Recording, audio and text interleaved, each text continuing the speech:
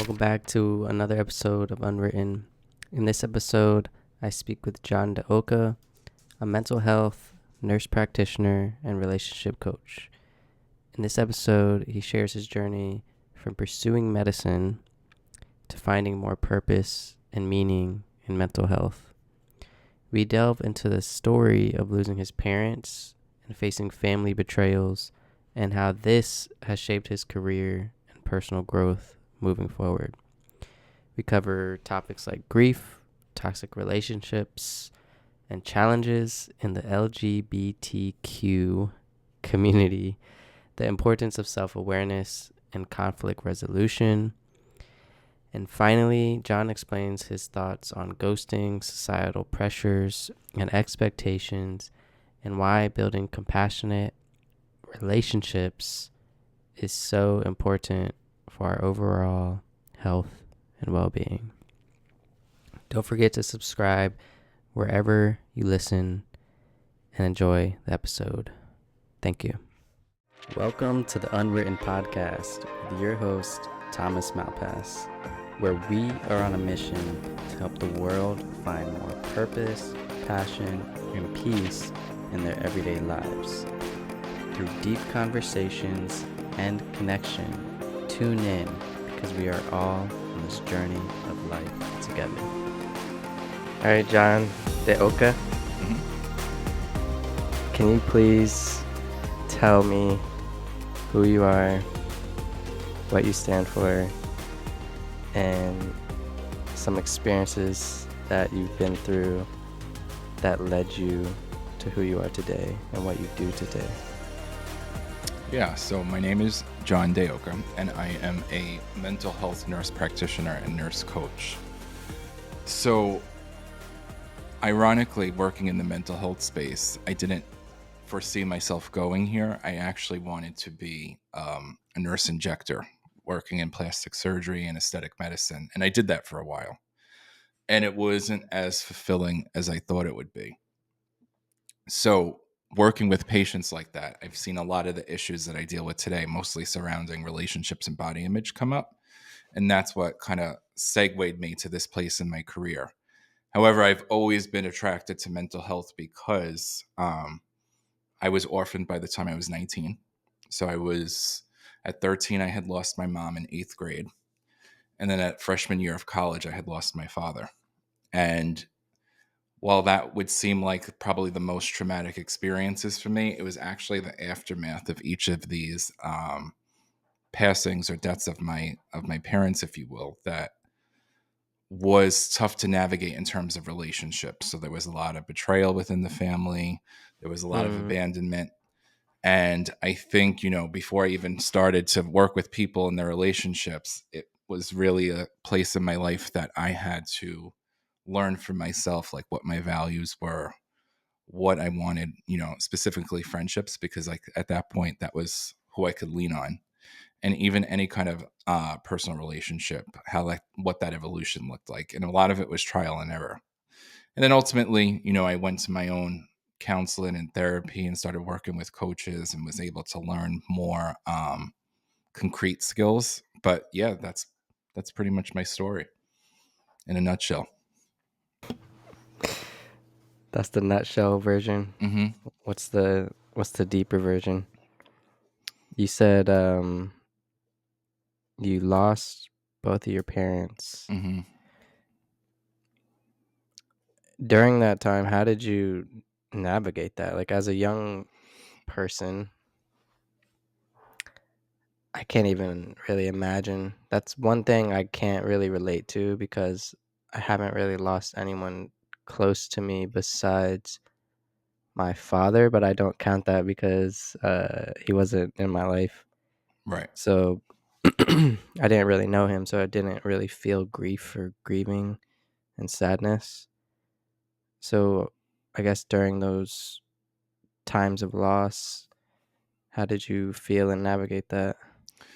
Well, I think my mom was more detrimental to me at first because that's when this childhood adolescent period that I had and mostly leaned on was kind of really ripped from me. So like all the norms that we had, like the typical, whether it was family dinners, like any kind of activities, that was all done.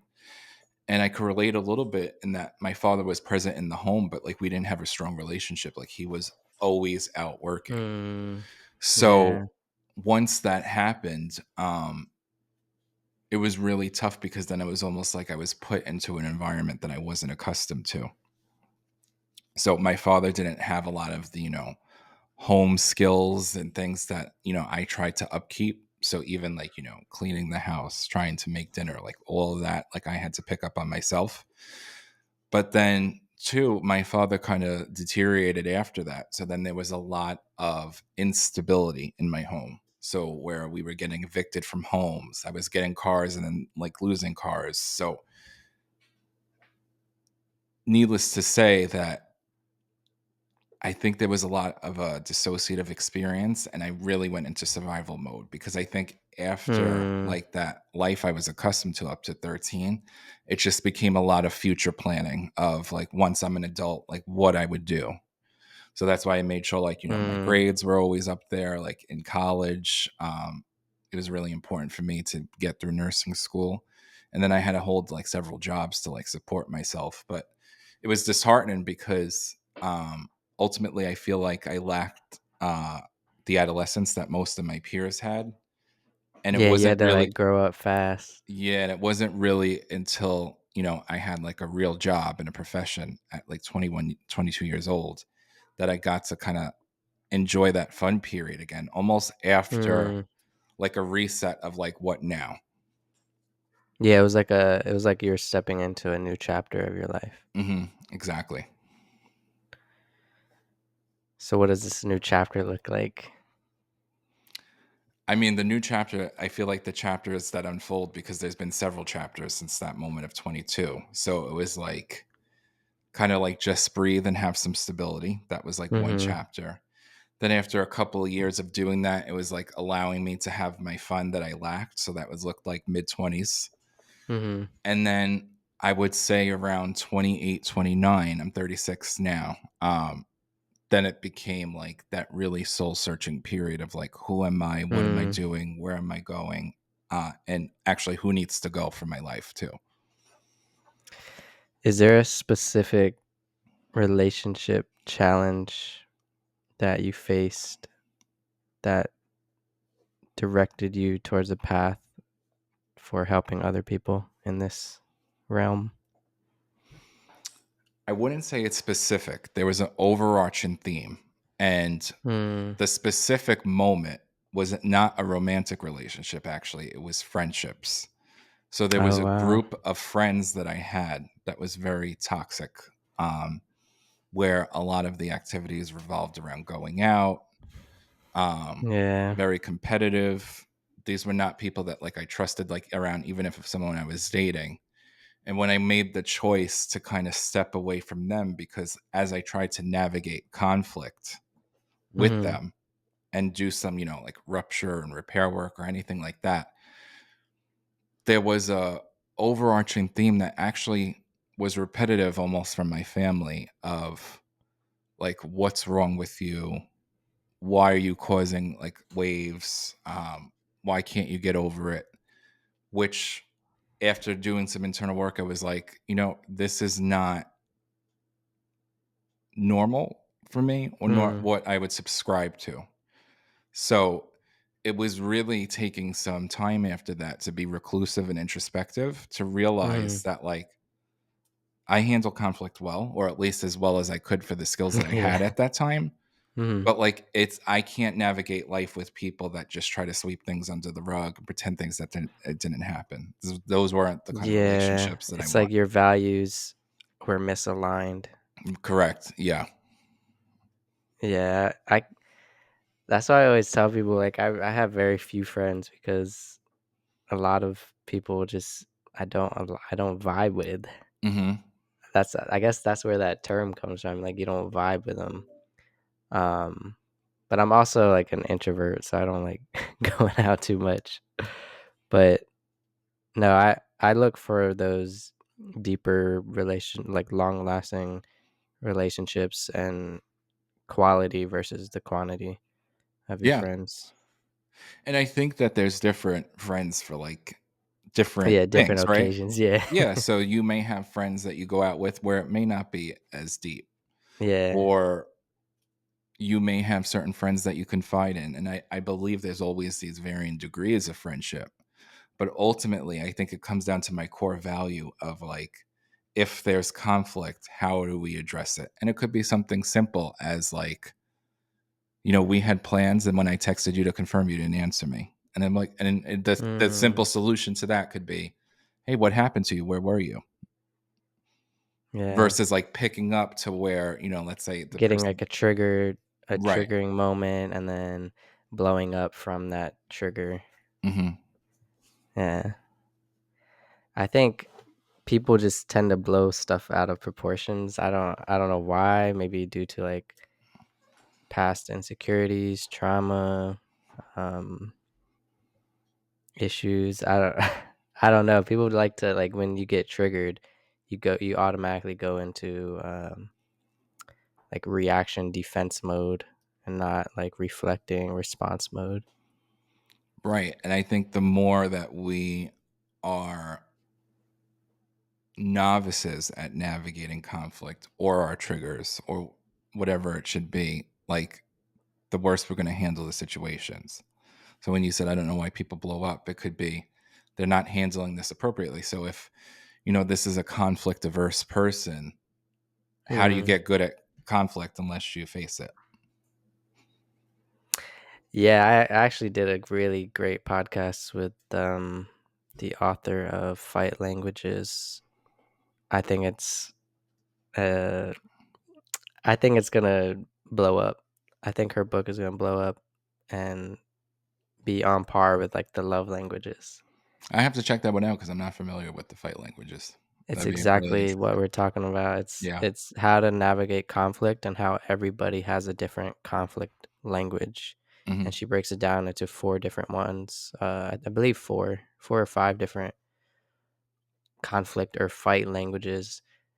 And it's just like that. Like you were saying, some people are conflict averse. They want to run away, but then they don't come back.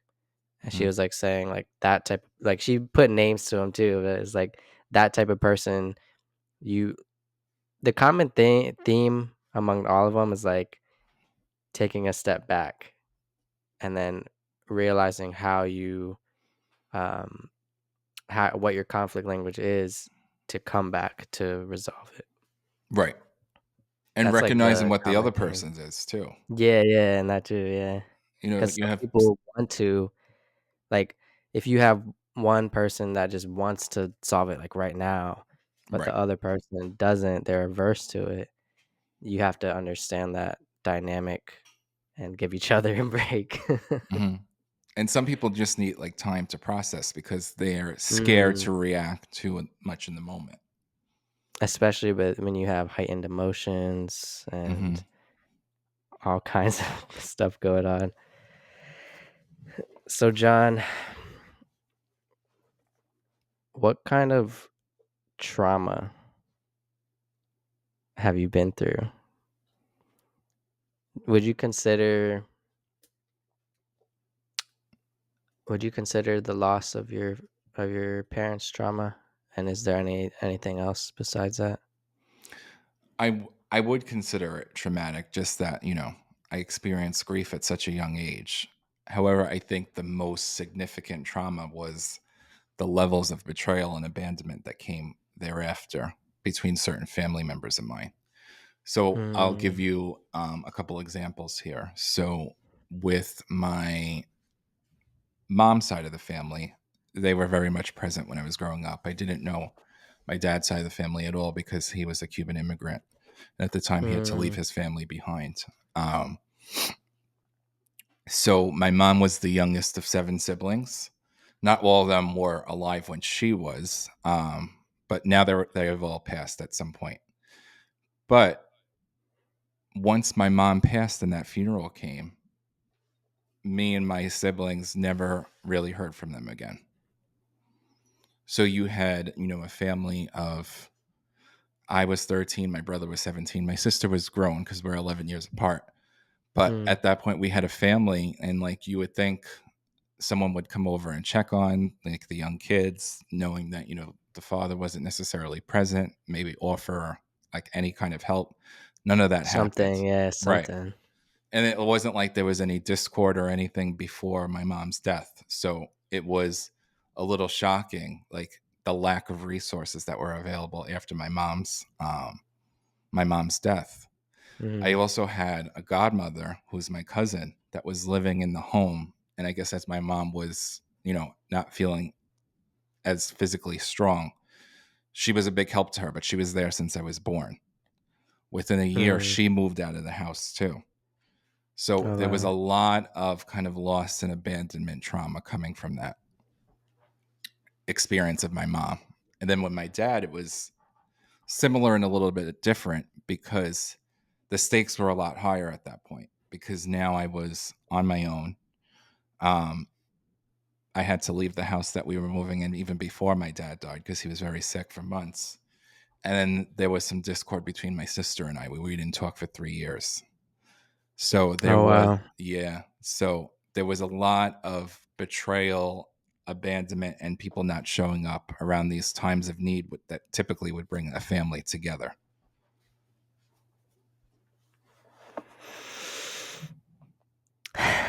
Yeah, that's tough. Does that show up today with you?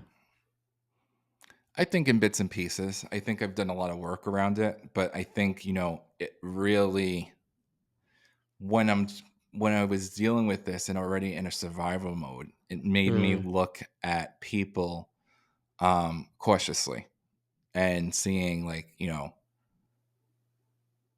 versus like I guess where you would gradually get to know someone had you not had this trauma, right? I'm Mm. already looking at like, well, what are they going to be willing, to do, Yeah, or what are they yeah. going to how much of a friendship are they going how much of a friend are they going to be? Like, where is this gonna go? Like, go? Like, you Right. want to know, like, kind of like like the expectations of the relationship. Right, exactly. Which probably naturally should evolve over time because people kind of show you who they are, but like from the beginning, that's how I was It's like you examining have like a people. list of like, like this is what we're gonna do. Right. And then I think romantic relationships, I think vacillated for me. So it was like Mm. me either avoiding intimacy or expecting it too soon. And it was a toss between the two for a long time. Oh, I do have a question about that. Hmm. Because my brother is writing a book. He's um he's gay. Hmm. He doesn't consider himself a part of the LGBTQ plus. He Okay. doesn't consider himself a part of that community because he says he's the the 1% minority. Um, but the question is, when dating, is there an expectation before consummating the relationship? So before having sex, how do you feel about that? Well, what do you mean by expectation? So like, I guess if you get into a relationship, I guess it's more common in heterosexual relationships. Like guys will go after girls and Hmm. they are like, well, when are we gonna do it? Like Right. how long before we should we wait or should we just let it happen? Or like, what are your thoughts on that? Yeah, I think there's no linear path to a relationship. So there's not Mm-hmm. like I do this and do this and do this and then that's how it works out. Mm-hmm. I think it's really going to be. at your discretion and what feels right to you. So, for example, maybe people, and I say people because like this could be all encompassing, Everybody. heterosexual, homosexual. Yeah. If you feel comfortable meeting someone on a first date or meeting Mhm. someone in a hookup fashion and your relationship could ascend from there, then go for it. Why have that roadblock, if you will, if that's comfortable for you? If it's not, where, I have a lot of female clients that I work with where it's like if you have sex, you're kind of giving something away. Like if you have that belief. Ah, yeah, because that's a huge societal, um, like, pressure, I guess, for women because I don't know, in the toxic red pill community, um, like F boy, fuck boy community, Mhm. they see women as like, if you don't really like provide me value on whatever values that I want, all you are is a Right. dumpster. Understood. Yeah, so it's really going to be at the person's comfort zone. So like if I was a female and I didn't have that fear or apprehension around that, right? And I felt Mm, like I could have sex freely and then a relationship can evolve, then do it. mm, Because I think yeah, a lot of time it's like the beliefs we have. yeah, Me personally, in my relationships, I choose to wait. I don't like to be objectified. Like it's not comfortable for me. So like yeah, I would yeah, wait. I would wait in that sense. But I don't think it's necessarily waiting because if you wait, you get the commitment. I don't think yeah, yeah. I think that's antiquated. So let's say like somebody has this rule that whenever they date somebody, they don't want to have sex until 3 months, and the other side of the relationship, they keep pressuring you. What would Mhm. you do in that situation? Well, if anyone's pressuring you to do something you don't want to do, it's probably not a good match. Yeah. But it's also, are we creating the pressure? So if someone tries to Mm. initiate sex, am I comfortable going, this is not the time for that yet? And am I confident in that?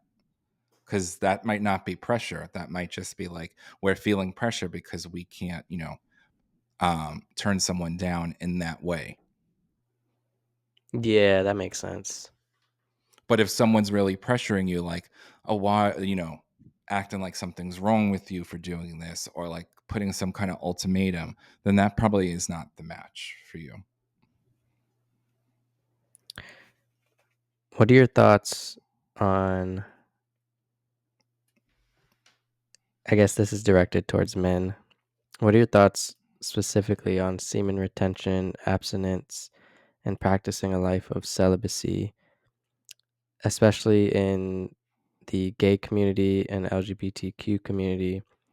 This is a question from my brother because he's, I guess, part of that community, but he's also writing a book Hmm. about, um, it's coming out probably in the next year or so, called Purpose Over Pleasure.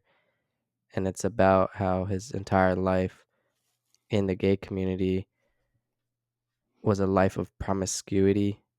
And this is why I said earlier how, I mean, he's like almost 38 now, but it wasn't until like the last 2 years where he left that life of promiscuity, going on the apps, just hooking up for Hmm. a quick fix, whatever. Um, what are your thoughts on that? Like, Well, I guess so. I have a little more clarity. Is this like permanent celibacy, or is this a uh, celibacy with a specific goal?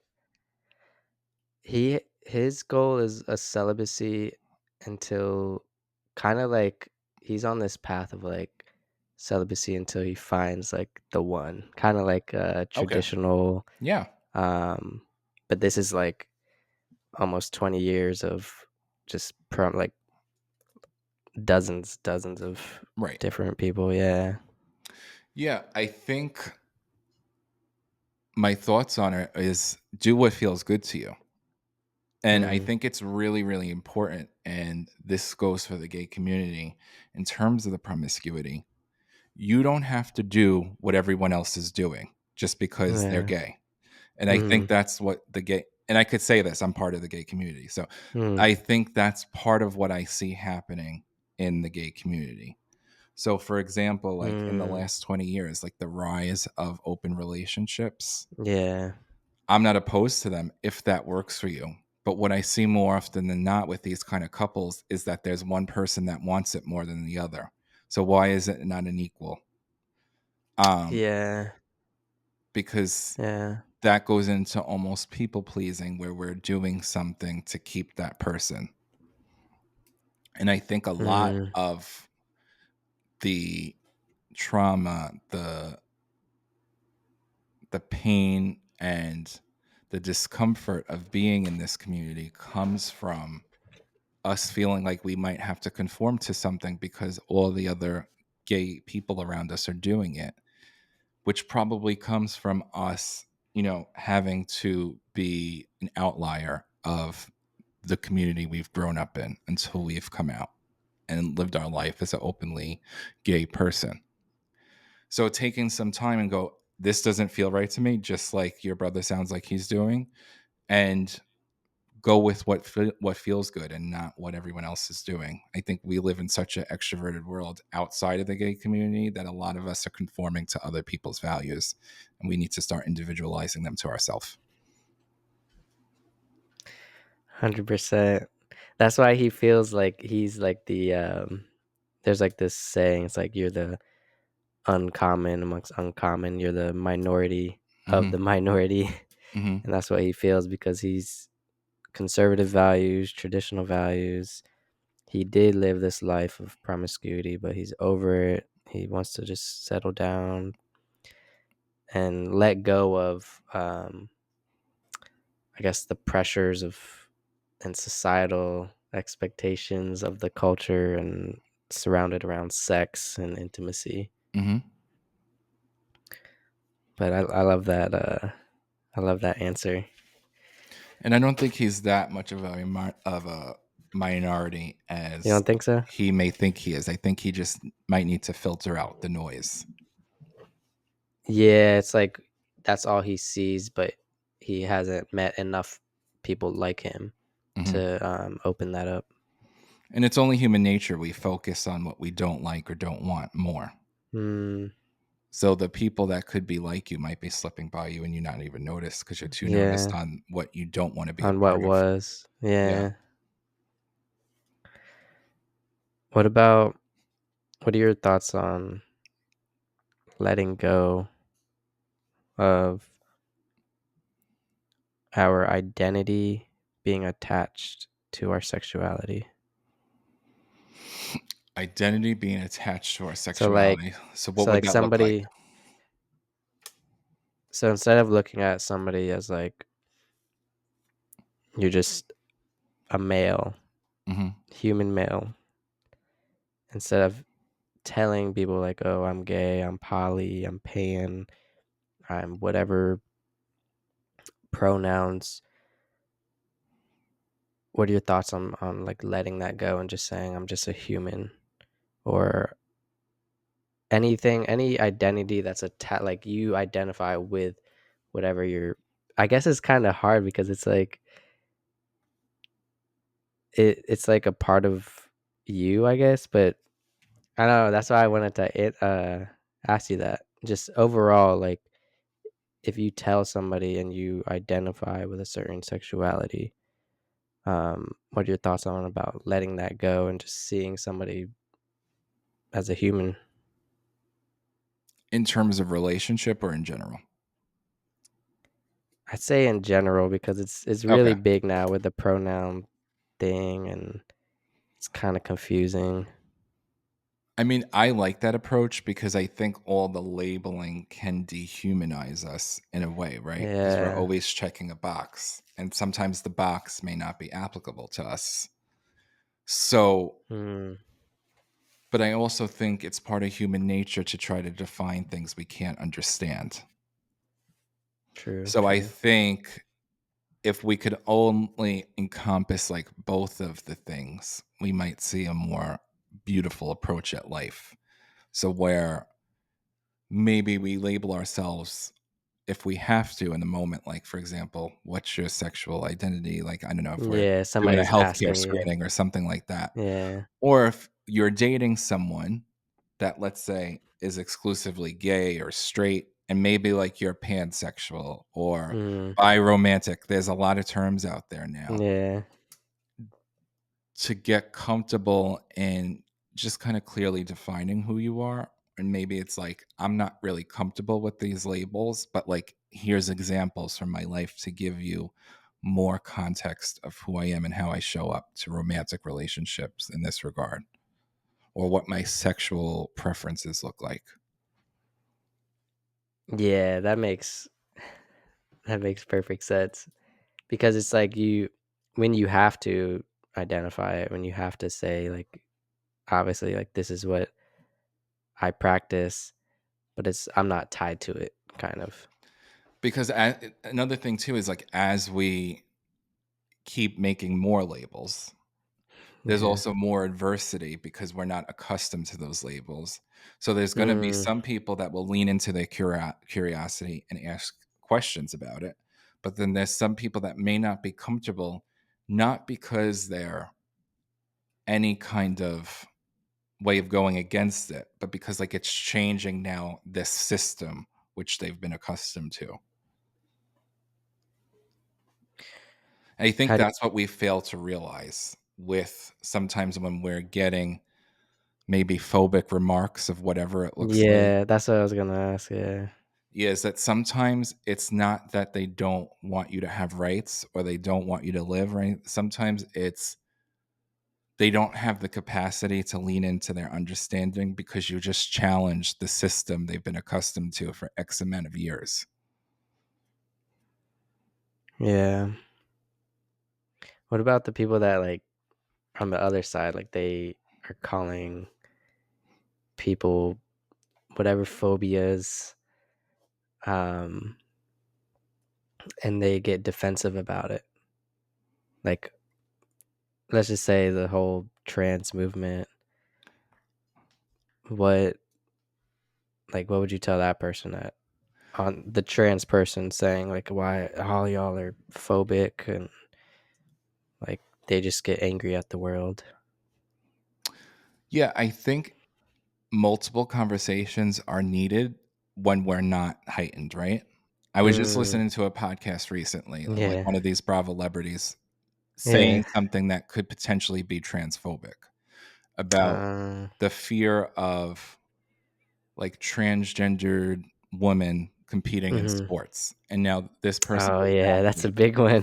This person That's was an huge. athlete. And her argument Yeah. was that, you know, like she used the analogy of like a famous athlete that was male playing tennis with like Serena Williams. And I don't know like the male tennis players. That's why I'm just throwing that out there. Yeah. Um, but there are also women that are like 5'11" and 190 pounds. So like, should it be like we're removing trans females from sports, or should we just have a weight class? Because like, should a 5'11", 190 Yeah. pound woman playing tennis with a 5'2", 100 pound, like the playing field's not even then. So like, what would you do in that moment? It's so this is so tough and confusing. Maybe they should just have their own class, like So it's the trans class or whatever. so while I'm not a trans person, I could understand how they would feel it might be transphobic because here we're adapting Mm, a mindset of excluding yeah. based on gender. Mhm. But like the reality is like that there's people in that natural gender that might not be an even match. So like what do you do for them? And I think Mhm. if posed that question, I'd be curious on what the response was. I think it's most extreme when you get into, like, the male dominated sports. Like, if you had a trans, uh I'm still confused about it. If you're a trans woman, that means you were a man and you became a woman. I believe so. Yeah. So trans woman, uh, join the woman NBA, Right. or trans woman uh, fight in the woman UFC. Right, but Like like it's like extreme. Like when you get into the extreme examples, it's like very confusing. and their point is always on the biologics and the Mm, different disparities. But like I've seen and witnessed many trans women that are 5'2" and 100 pounds. mm. So they should be excluded. Why? When like I don't know, like Lisa Leslie is like 6 foot. So I'm Yeah, yeah. that's what like the argument is not really making sense there. But I don't think Because it's like everybody's yeah. the diversity and differences among men and women, um, across the board. Hmm. It varies. Exactly. Yeah, it's a tough one. I don't know how we're gonna face it. I my solution, and I'm not like the person to decide on this, is Yeah. just to have more conversations like I just did and point out there's disparities within the gender that exist. So Mhm. what precursors or what how are we excluding those disparities? Or is that okay just because someone naturally has a vagina? Mm. So if you naturally have a vagina, then you could be a 5 foot woman competing against a 5'11" woman. And then all the Yeah. things that we're worried about from the trans community don't apply in this situation. Yeah. They just have to, I guess in the sports realm, they have to just set up rules and And like you're that's the saying, probably weight classes, probably various right. So different. that's the thing. Like, I think sometimes when we're up on something new, the simple answer Mhm. is no, or like Yeah, it shouldn't. yeah, But why not explore the alternatives and see what hasn't been working already? Because if, let's say, yeah. the solution was to put a weight class in these sports, that might be the better alternative to where we're not excluding a population now and causing more social rifts.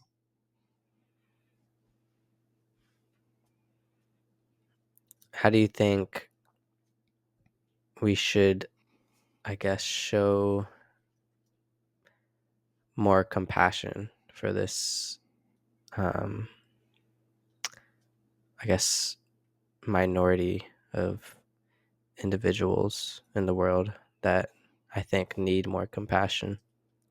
Yeah, I think I want to make this broad because I think this could apply to any. We could show more compassion more when we lean into our curiosity Mhm. versus our defenses going up. And even if we feel that, like what can I ask or what can I try to find out in this moment to help me understand better? And Mhm. when we lean into the assumption that most people don't have bad intentions, even the ones that hurt us, sometimes they're hurting us out of protection and it may not be clear. It might be out of ignorance and not just because like people are going around going, I want to hurt Thomas. Like I want to make him suffer Mhm. today. Yeah. It's just tough, especially with anything that people have strong beliefs in, right? It's Right. like politics, this.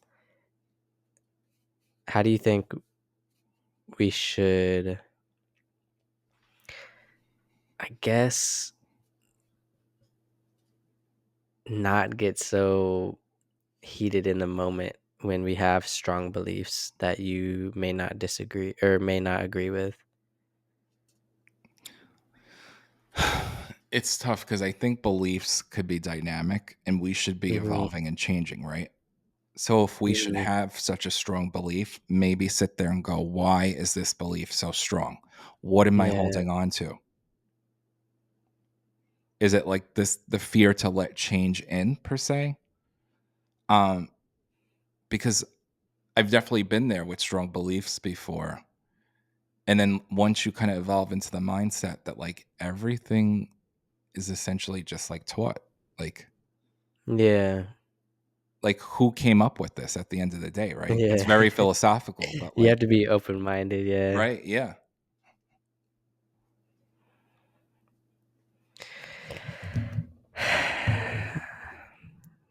Man, I don't even I don't even want to get into what I believe in unless you want to. It's totally up to you. My thoughts on like the whole trans movement is it was very strong at first, like it just gave me like the ick that people were like mutilating, and then um they made a whole new documentary of like the detransitioners, people that did, and then they like fell into deep depression and now they want to go Hmm. back. They made a whole documentary of that. I think it has to do with uh I think it's like propaganda. It's like propaganda, it's like this mind thing, and then people you like politics, the whole world, you get this mind thing in people's head that questions their their identity, and then they get lost in their identity. They don't know what they are, and then they try something new. I think that's kind of what it is. Where Hmm. people they may not have the strongest mind, they may not have the most resilient mind, and they may not know who they really are. I think it's these types of people that are the majority of the trans movement, is that people that are lost in a sense of identity, and then they try something to feel like they want to become a new identity or something. Hmm. And my thoughts on it is just I'm just trying to have more compassion. I'm having more compassion for these types of people because I think it's mainly a mental identity like crisis, more so than like I want to like I think it's more so that than people that were like legit born with like I was born and I just felt like I was always a like I feel like there's those types of people that feel like they were always the opposite gender like from birth. Hmm. And then there's this whole movement right now, which is like, in my opinion, like it or not, whoever's listening, um, is an identity like crisis, mental health crisis. Could be, could not be. I mean, what is this is It's when just I a theory. It's a this is when I theory. would lean into this to the statistics. So, like, what research is Yeah. there showing that Mm, after surgery, people are not happy and transition back? mm, My presumption would be that would be the minority of people doing that surgery, but I don't know. I mhm. haven't looked at like any kind of Yeah, specific immediately. data around this. The thing is with these documentaries is that they Mhm, play on emotions. mhm. At the end of like, these are things for entertainment. So, To just get like a views, horror movie yeah. makes you scared, like, this is going to leave a feeling impression on you. So, like, I would always try to reevaluate, like, again, why I'm feeling strongly about anyone's desire to cut anything off their body as long as they're Mhm. living and healthy. Yeah.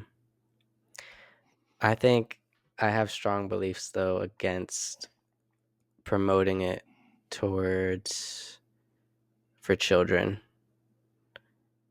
I really And there's some legitimacy there biologically in that, like, mhm, our brains are not fully fully developed. developed, yeah. That's the biggest reason for me is I don't know, but it's just everyone you have the freedom to do whatever, but that's just me, like, yeah, when you're promoting it to children and, like, I don't know. I think when you're an adult, it's fine, whatever, but So what's the promotion though to children? Like, I is there think, I I hear think that and then I think like there's the marketing campaign to no, no, okay, no. yeah, yeah. I think the promotion is, um, influencers, any influencers that may have a adolescent audience Mhm. that are part of that, community. I I see think what you're saying. that's Okay. a form of promotion and confusion, And I just don't think it's okay because you need to fully develop, I think, to really like solidify on that Hmm. decision to transition. Right. That's my thoughts on it. And I think it would just be the parents' choice at that point too, what they decide for their Yeah, child, since they have to do the consent. yeah. But they're trying to pass a law somewhere where um they can like bypass that or something.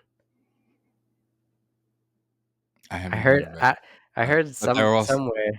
they're Yeah. trying to pass a lot of laws. So I don't know when it comes to this They're community. gonna ban TikTok. Yeah. That's the newest one.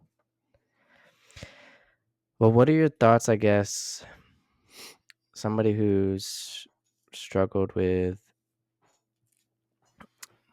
abandonment and attachment issues? How do you feel about ghosting? People who ghost and on both sides, like the person that ghosted and then the person that is so caught up, like they just felt betrayed, they felt whatever feelings they feel after the ghosting, and then on both sides. I guess I'll start here. So I think, in this modern day dating culture, like ghosting is like almost a Common. pandemic epidemic in the Yeah. dating space, right? I'm not for it. I'm for direct conversation. However, Communication, yeah. this is not something new that's just Mm, started. Like you historically before online dating, like you could go on a date and like even before real cell phones and text, you could go on a date and never hear from that person. oh, and like you thought it went well, but then they just Correct. yeah. But I think it's so magnified now because we live in this era of instant gratification. Mm, So like even like if you take a show like Sex in the City, like the early seasons, she's calling dates on payphones, things in that like days go by before one of the characters returned her messages. So mhm, things like this happened all the time. I think what the many advantages of online dating gives us excess, right? Because we have more options. But with all that excess that we're getting from all these swipes and whatnot, you also get mm, the the BS that comes with it. So that's why it's more magnified now. But like it used to be called like blowing somebody off, yeah. or like my date didn't show up, standed me up. So like Mm, not a new phenomenon. So what do I say about this? I say like we have to kind of expect it and that it's par for the course. mm. So if Like if you're you dating. yeah, if you have an Yeah. abandonment issue, do as much work as you can with the therapist and internally so that you have the coping skills to get through something like this. Also ask the questions of as you're getting to know someone, how they handled conflict, disagreements, breakups in the past because it might give you insight. Look for the red flags. Well, not necessarily a red flag at that point if you're looking, you want to Oh, you're vetting this person essentially to see if you the guys are in interview. alignment. The interview process of dating. Exactly. Yeah. So how do you I guess how do you best cope? How does John best cope coming from the past that you come from, and how do you show up now in the dating world With ghosting or just in general? in general?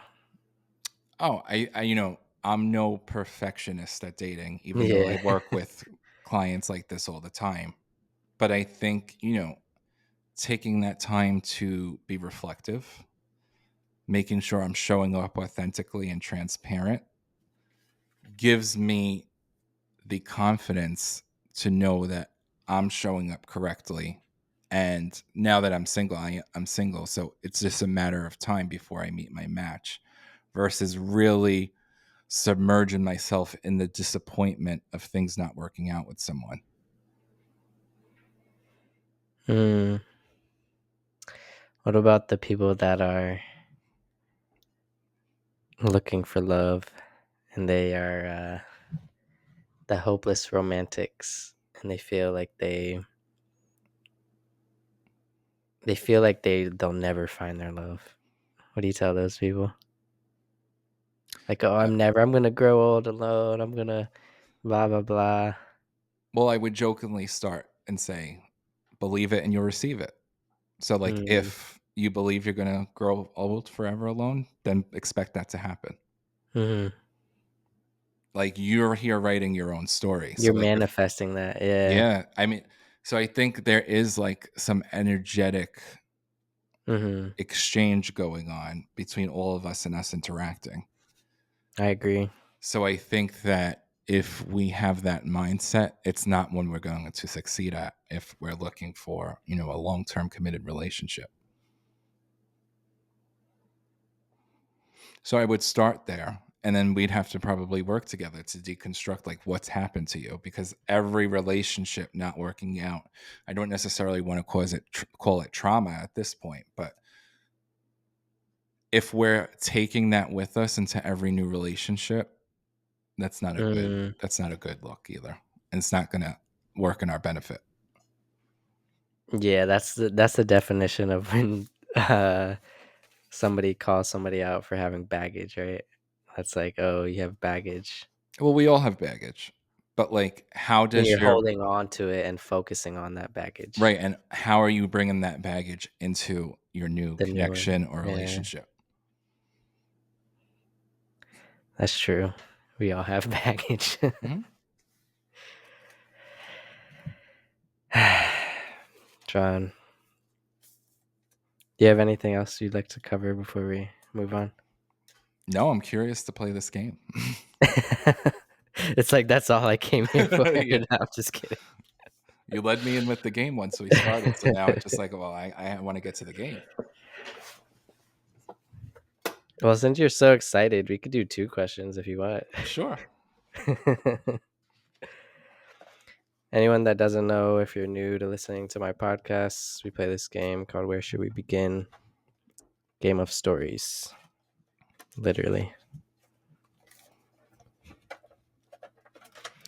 Completely random. There's like probably, I think there's like 1,000 different combinations.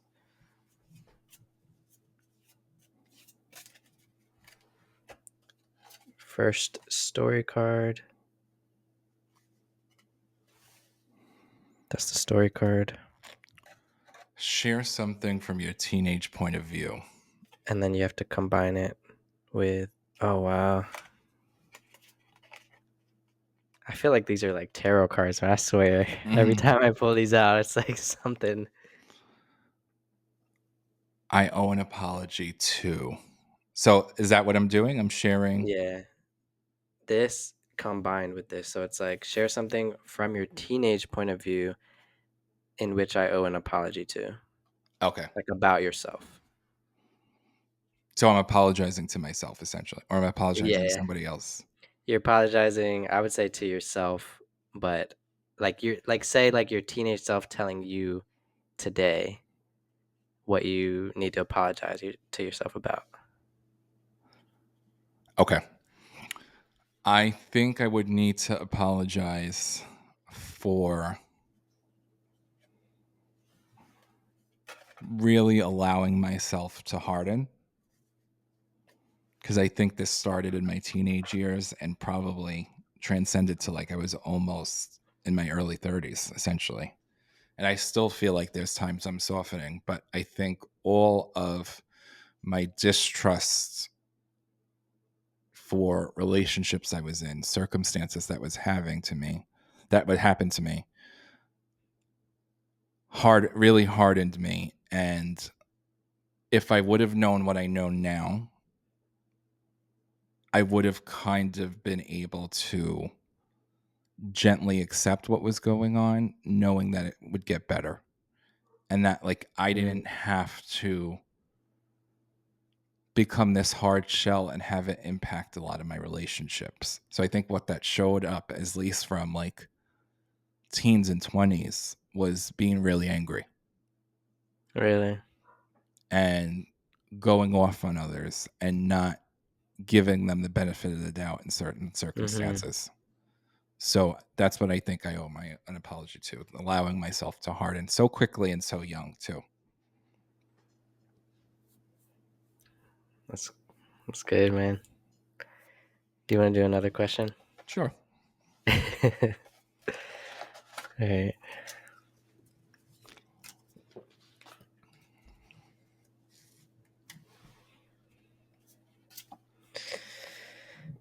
Oh wow, another one.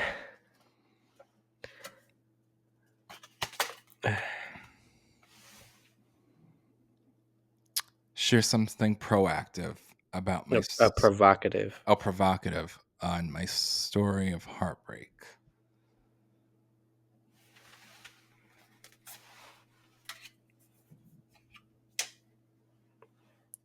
These are kind of crazy because they're like related to Yeah. dating and stuff. So I think the provocative part here is that I Yeah. was a senior in college at 22 years old dating a 40-year-old man. So that's the Wow. provocative. Really? And the heartbreak around that was that I was broken up with after a couple of months of not being muscular enough. He broke up with you hmm Because because I you was not were. muscular enough. Yeah. See, man, that's So I think that's where we get into this like I just identity thing. remember, which Yeah. seems silly now, as I had to go on a trip to Florida with my friends in the middle of my senior like final semester, like abruptly. Hmm. And I just remember the tears I cried, and I also remember like the months thinking after, like, oh, he'll come around, he'll come back, whatever. And now it just seems so silly that like I was even in this mindset over someone who worked one day as a week and lived with his father at 40 years old. Oh wow, what? And I'm not even at 40 yet myself, like, and I don't have that. So I think because it was like the first, like, fascination or infatuation with someone, like it feels so Yeah. much realer than it is. So I think, the irony here is, while I feel like we need to lean into our feelings, we also realize we are not just our feelings at the same time. Facts. Feelings come and go. hmm Yeah, if somebody told me that, I don't know. My old self would feel insecure, but my Oh, I new felt self, tremendously insecure and like yeah. so conscious of like what my body looked like, this and that. And it became like a mindless spiral. But I think it also was there before this guy, because I do Mm. think people are mirrors to us and will show up and will reflect things we haven't addressed in sometimes an abstract way. Yeah, those are, I mean, I had to go through something with my ex and baby mama hmm um, with cheating. And I'm glad I went through that. It's like I don't regret that at all because it's taught me so much about like raising my standards and hmm letting go of insecurities and letting go of jealousy. Jealousy is like, I don't know. I think jealousy is like a feeling that you could get, but it could get toxic, like really Absolutely. bad, like Yeah. really bad. Um, letting go of all that, but that wouldn't have happened if she didn't cheat on me. Right. Like I wouldn't have had to do the work, and that was hmm life's test to tell One of me to them. start. Yeah. Yeah, to start doing the work. So sometimes, like anyone listening, like sometimes when you go through these relationships in life, it's like you were saying, they could be mirrors to tell you to look within and how to navigate that in the future. Very true. Well, John, I loved our conversation. I have not had one like this yet. You ready for the final questions? Yeah. Give me what you My got. first question is, what is your biggest regret?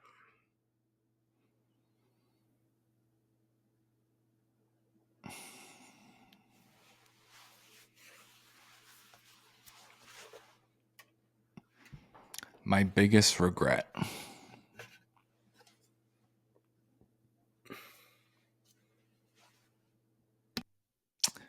I don't know if I have too many regrets. And if I had some, I kind of worked through them.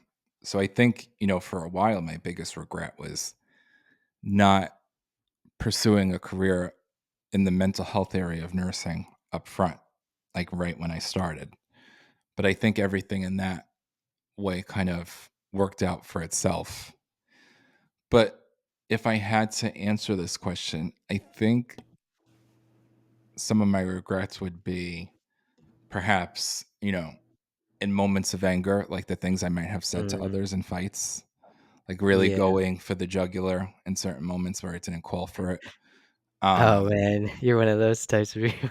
oh yeah, I My was for sister sure. does it. Yeah. It's like, man, hmm you really wish I was dead, huh? Like, I don't think I ever gone that far, but really? no, I don't think I've ever wished someone dead. See, so But I she's might, I might even have worse. shed Got it. light to some of their insecurities as I was all Okay. living. So No, I've had the dead one. no, no, I haven't. That's next level for me. Yeah. That's the jugular on me. Mm. Nah, I like that. I like that answer. Cause yeah, we a lot of times we're speaking on an emotional level and not like who we are on a, I guess, peaceful level, not emotion, not too emotional level. Like we're speaking from a place of anger or sadness or frustration or whatever. And we're not speaking Right. from a place of ourselves. We're hmm speaking from that version of ourselves that we're heightened by. Exactly. My next question is, who or what has made the biggest impact in your life that makes you who you are today?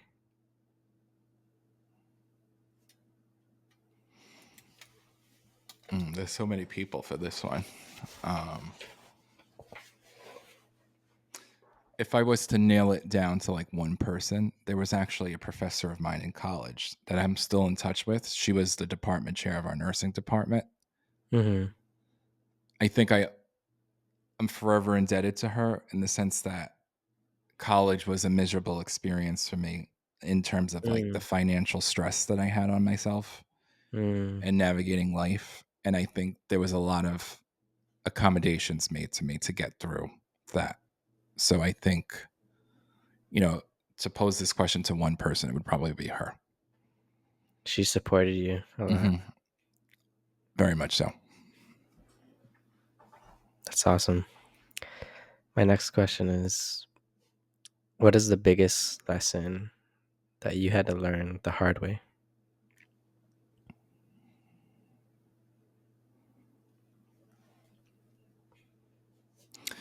I think the biggest lesson um, to learn the hard way was how people are mirrors. Mm, And I think it takes like so many falls to figure this out because when you almost do a look back, you could kind of see how people were highlighting areas of yourself that you needed to work on in an indirect way. So if yeah. I was getting uncomfortable with my appearance, there were people out there, you know, coming for my appearance until I got comfortable with it and I really Uh, felt beautiful inside. If, I was struggling with issues around commitment and felt like mm, no one was going to commit to me, it's because ultimately I believed people weren't going to commit to me. So, you know, this could go through, you know, dozens of people and life lessons to figure this out. And when I say this, sometimes it's controversial, but like in a relationship, there's no victims, really. It is two willing participants. And if you could get to the place where you could see what your contribution is to either the conflict or the demise of a relationship, whether platonic or romantic, it gives you incredible insight on how to move forward and navigate like your own growth journey and mental health. I agree 100%. Even if like it, yeah, because it's, even if like one person may have felt like it caused all the drama and Mhm. toxicity, you can't disregard your part in it. Even if maybe you were like the peacemaker, you're still part of that story. Mhm.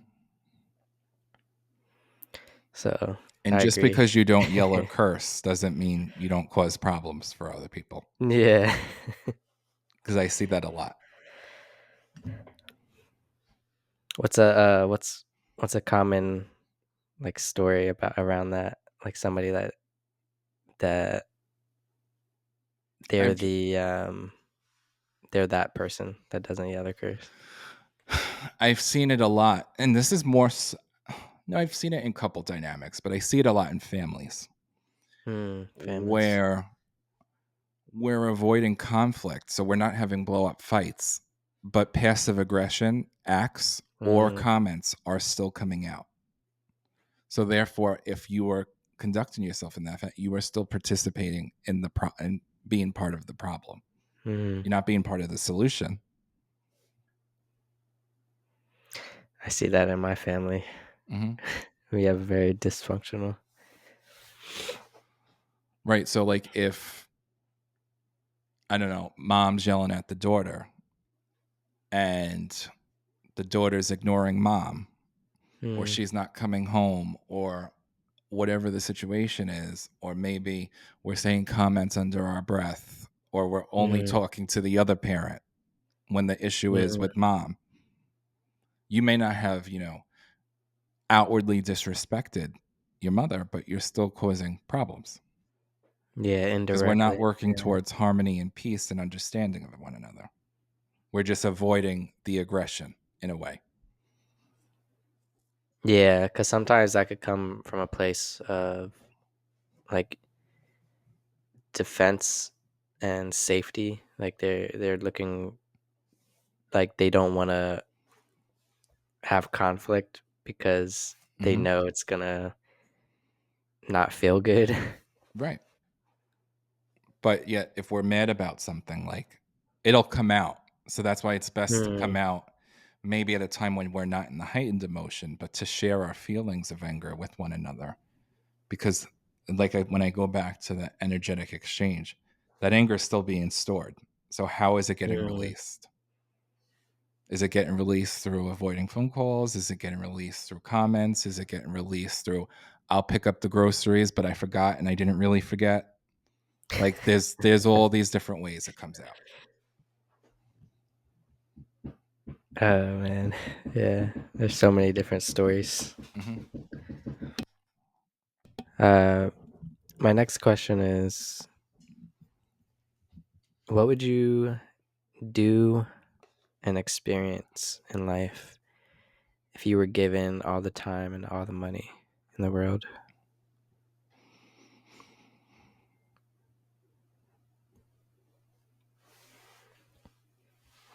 I don't think much would change, only that, like, perhaps I would have more space to allocate the things that I want to do. So for instance, I'm trying to write a book on conflict myself. So, like, I would put more into writing, maybe more into making, some free content for those that couldn't afford services. So I think more things of that where, like, I think the compensation for me might not be there. Like, it would, be more tasks that essentially I would maybe put off on right now, because, like, let's say, for example, writing an article for a magazine. I might not do that because, I need to see clients in order to Mm, make the finances work. So yeah, I think more things like that. And travel too. yeah. Yeah, that's a big one. It's one of my goals to start doing traveling podcasts Mm, where I go meet all these people. that'd be Maybe great. even through Podmatch too. Like Hmm. meet somebody on Podmatch and then like get my I wouldn't be able to do it as like fast as a pace that I do it at now, but I don't know. I think it'd be fun. Yeah. My last question, John, isn't really a question. It's just, is there anything you'd like to share that would resonate with the audience?